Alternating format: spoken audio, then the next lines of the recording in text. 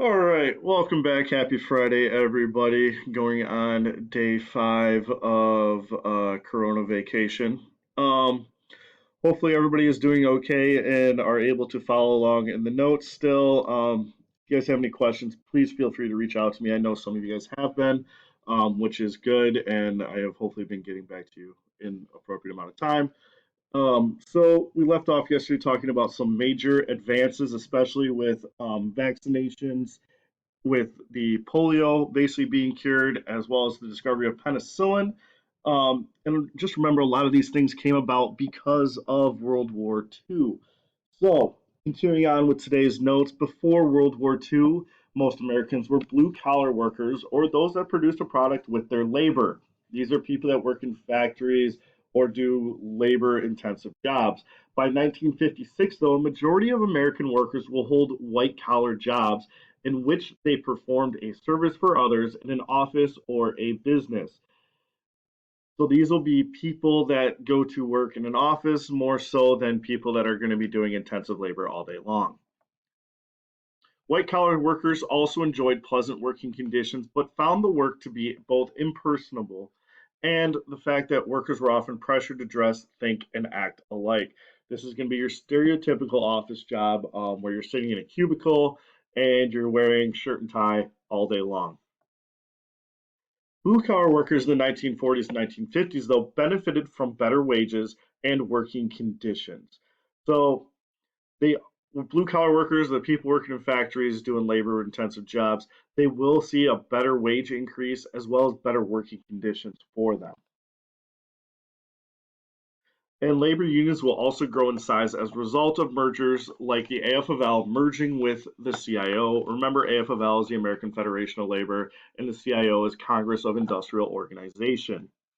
You do need to know that.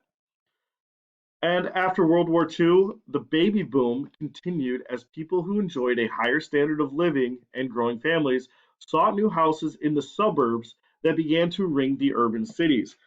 So, best example for you guys of this will be we'll talk about the city of Detroit. So, city of Detroit, yeah, originally developed the downtown area. And so, as people gained money, they moved out of downtown, especially as public transportation got better. And as they moved out of downtown, they start forming the rings of suburbs, going all the way out to basically Rochester, Lake Orion, things like that. Um, so, the suburbs will start to grow. This is where you see cities like Detroit, New York, Chicago, Boston. Their suburbs and the city expansion will be exponentially increased during this period of time. As people have more money, they're going to want to buy houses. And so developers like William Levitt will build brand new communities in suburbs using mass production techniques in home building and at affordable prices. Remember, we saw this in the video Friday before we left.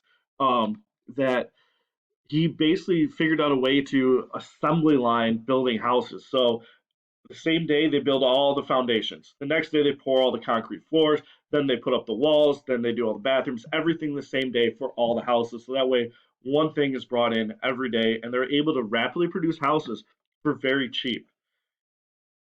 And the GI Bill, or Servicemen's Readjustment Act of 1944, will provide veterans with low interest loans for houses, businesses, and education. So, all these guys getting back from World War II, they're now getting very low interest loans so they can buy houses and they can open their own businesses as well as go to college and receive an education.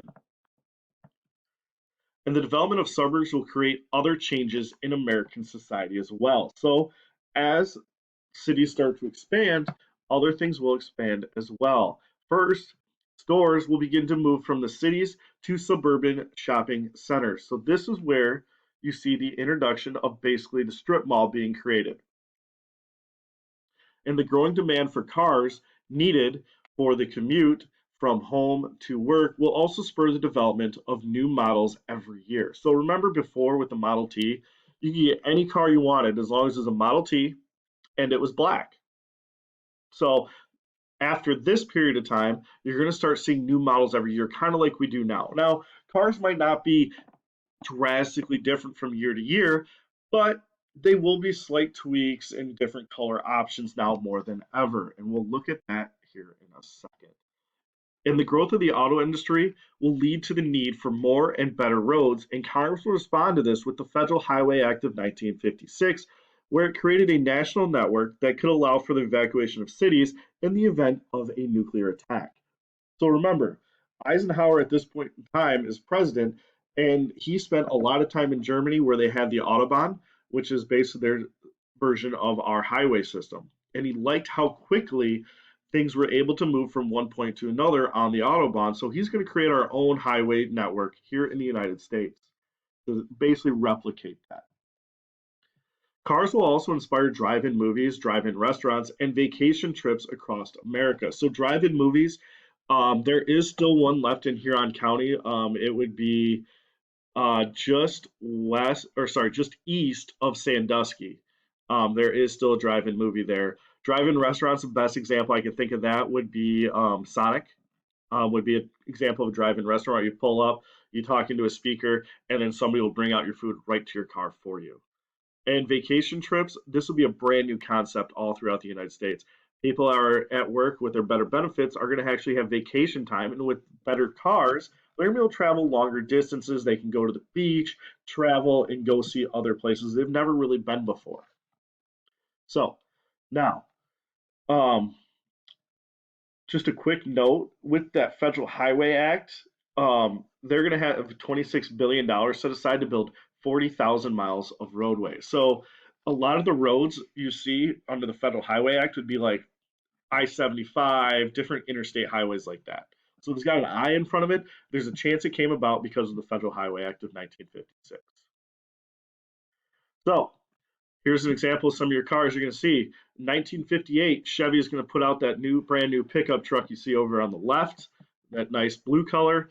And also a personal favorite is the 1957 Chevy Corvette Roadster. So you start seeing more sports cars come about in the 1950s as well as better built and more efficient pickup trucks. Now, as far as the year-to-year change goes, on the left we have a 1953 Buick, or that should be Buick, not Buck, Skylark, and on the right you have a 1954 Buick Skylark. You can see very subtle differences, especially if you look at the front bumper, they're going to be different. The grills are different, as well as the hood ornaments will change very, very slightly. But other than that, there's really not a whole lot of differences to the different cars, but there are very, very subtle differences that you will see from year to year change, just like you do today between different trucks, different cars, things like this.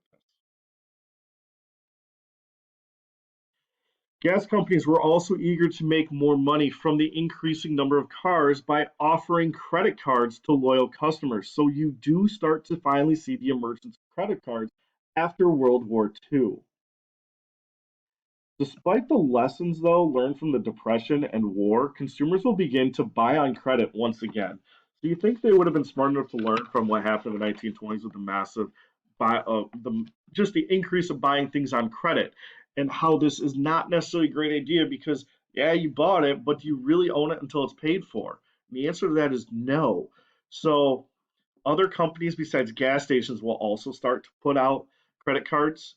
And companies like Diners Club, American Express, and Band Americard, which Band Americard eventually does become Visa, will persuade consumers that buying new products would bring them status and success in society where money and material possessions equals success. So, despite going through the 1930s and the Great Depression, and where people are barely making ends meet, we're going back to our 1920 society where we are once again telling everybody the more money you have and the better possessions you have means you're better off in life.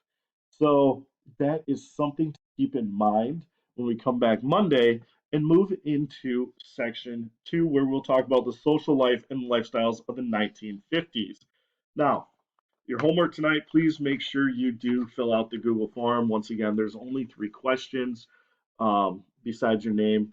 So make sure you get all those done. And you also have to complete from the question packets questions 12 through 17. And once again, if you have any questions, please feel free to email me and I will try to get back to you as soon as possible. Have a good weekend and talk to you guys again on Monday.